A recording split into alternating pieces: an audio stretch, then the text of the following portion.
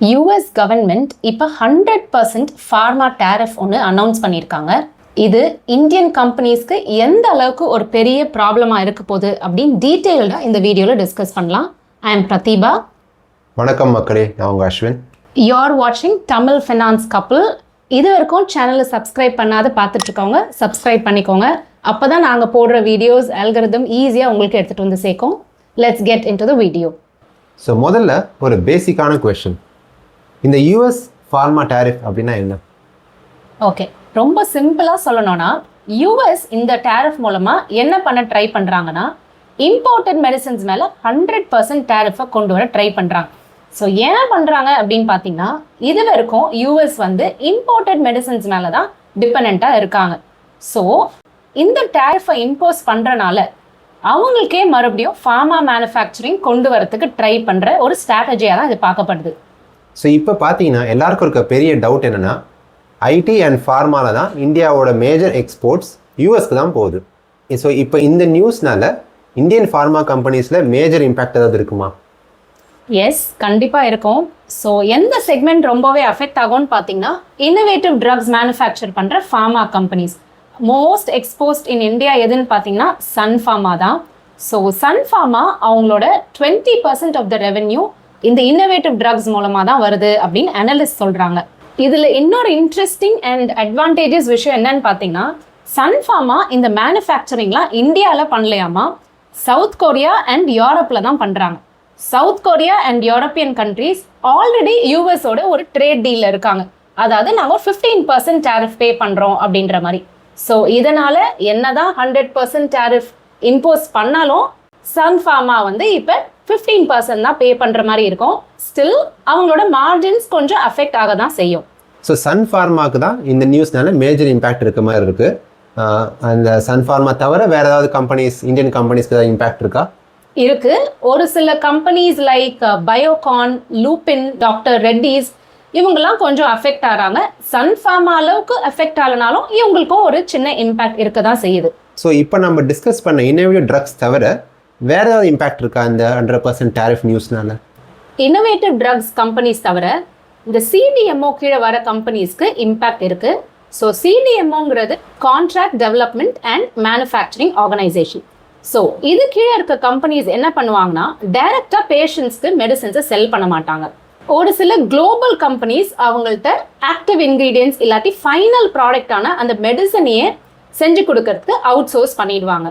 Example for CDMOs பார்த்தீங்கன்னா, இந்தியாவில் மெயினாக Divi's labs and Laurus labs. So இந்த கம்பெனிஸ் அவங்களோட இம்பாக்டை எப்படி ரெடியூஸ் பண்ணலான்னா, ஒன்று அவங்களோட மேனுஃபேக்சரிங் யூனிட்டை கம்ப்ளீட்டாக யூஎஸ்க்கு ஷிஃப்ட் பண்ணணும், இல்லாட்டி ட்ரேட் டீல் வச்சிருக்க மற்ற யூரோப்பியன் கண்ட்ரீஸில் ஷிஃப்ட் பண்ணா much better. So far innovative drug companies and நம்ம ஐடி மாதிரி அவுட் சோர்சிங் ஒர்க் பண்ணக்கூடிய சிடிஎம்ஓ கம்பெனிஸ்க்கும் இம்பாக்ட் இருக்கதா பார்த்தோம். ஸோ இதை தவிர வேற ஏதாவது ஃபார்மா கம்பெனிஸ்க்கு ஏதாவது இம்பாக்ட் இருக்கா? இதை தவிர வேற எந்த கம்பெனிஸ்க்கும் இல்ல. இதுல ஒரு பெரிய ட்விஸ்ட் என்ன கொடுத்திருக்காங்கன்னா, ஜெனரிக் ட்ரக்ஸ்க்கு இம்பாக்ட் இல்ல அப்படின்ற மாதிரி அந்த பாலிசில சொல்லியிருக்காங்க. இந்த பேர் ரொம்ப புதுசா இருக்கு. இது என்ன பேர்? இது ஜெனரிக் ட்ரக்ஸ் அப்படிங்கிறது ஒரு ஃபார்மா கம்பெனி புதுசா ஒரு மெடிசனை மேனுஃபேக்சர் பண்ணனா அரௌண்ட் 10 to 15 இயர்ஸ் அவங்க ஒர்க் பண்ணுவாங்க, ரிசர்ச் பண்ணுவாங்க, நிறைய செலவும் பண்ணுவாங்க.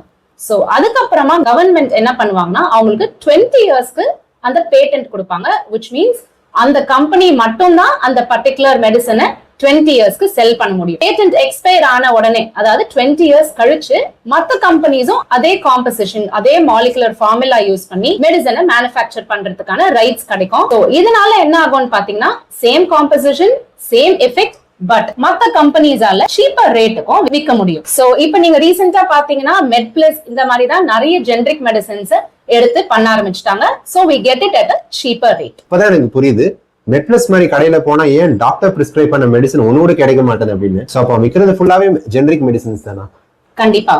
இதுல ஒரு முக்கியமான விஷயம் என்னன்னு பாத்தீங்கன்னா, யூஎஸ்ல அவங்க பிரிஸ்கிரைப் பண்றதுல ஆல்மோஸ்ட் 90% ஆஃப் த மெடிசன்ஸ் வந்து ஜெனரிக் மெடிசனா தான் இருக்கு. சோ இந்த ஜெனரிக் மெடிசன்ஸ்ல ஆல்மோஸ்ட் 40% ஆஃப் த மெடிசன் இந்தியால இருந்து தான் எக்ஸ்போர்ட் பண்றதா சொல்றாங்க. ஓகே, 90% ஜெனரிக்ஸ் மார்க்கெட் அப்படின்னா யூஎஸ் அது டாரிஃப் போட்டுருக்கலாம்ல.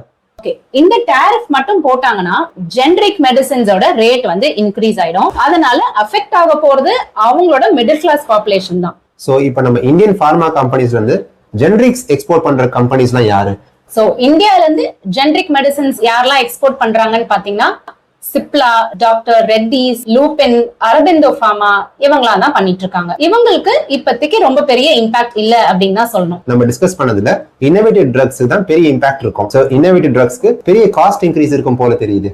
கரெக்ட் தான், பட் இதுலதான் ஒரு இன்ட்ரெஸ்டிங் ட்விஸ்ட நம்ம பார்க்க முடியுது. இன்னோவேட்டிவ் ட்ரக்ஸோட காஸ்ட் யூஎஸ்ல இன்க்ரீஸ் ஆனா என்ன நடக்கும்? ஹாஸ்பிட்டல்ஸ் அண்ட் இன்சூரன்ஸ் கம்பெனிஸ்லாம் ஆல்டர்னேட்டிவ் மெடிசன்ஸ் தேட ஆரம்பிப்பாங்க. அந்த ஆல்டர்னேட்டிவ் மெடிசன் வேற எதுவும் இல்ல, it's going to be the generic medicine. Generic மெடிசனோட எக்ஸ்போர்ட்டர்ஸ் வேற யாரும் இல்ல, நம்ம இந்தியா தான். இன்டைரக்டா இது இந்தியாவுக்கு ஒரு கிரேட் ஆப்பர்ச்சுனிட்டி அப்படின்னு தான் சொன்னோம். இந்தியன் ஜெனரிக் கம்பெனிஸ்க்கு டிமாண்ட் இதனால கண்டிப்பா இன்க்ரீஸ் ஆக வாய்ப்பு நிறையவே இருக்கு. இப்ப ஓவரால் பாத்தீங்கன்னா ஹெட்லைன் ரொம்ப பயமுறுத்துற மாதிரி இருந்தாலும் இம்பாக்ட்னு பாத்தீங்கன்னா innovative drug companies and outsourcing projects எடுக்கக்கூடிய சிடிஎம்ஓக்கு மட்டும் தான் இருக்கு. அண்ட் ஜெனரிக் ட்ரக்ஸ் கிரியேட் பண்ற கம்பெனிஸ்க்கு இப்போதைக்கு எதுவும் இல்ல. ஃபார்மா கம்பெனிஸ்ல நிறைய இன்வெஸ்ட்மெண்ட்ஸ் பண்ணிருக்கு. உங்க ஃபேமிலி அண்ட் ஃப்ரெண்ட்ஸ்க்கு இந்த வீடியோ ஷேர் பண்ணி ஒரு ரீஅஷூரன்ஸ் கொடுங்க.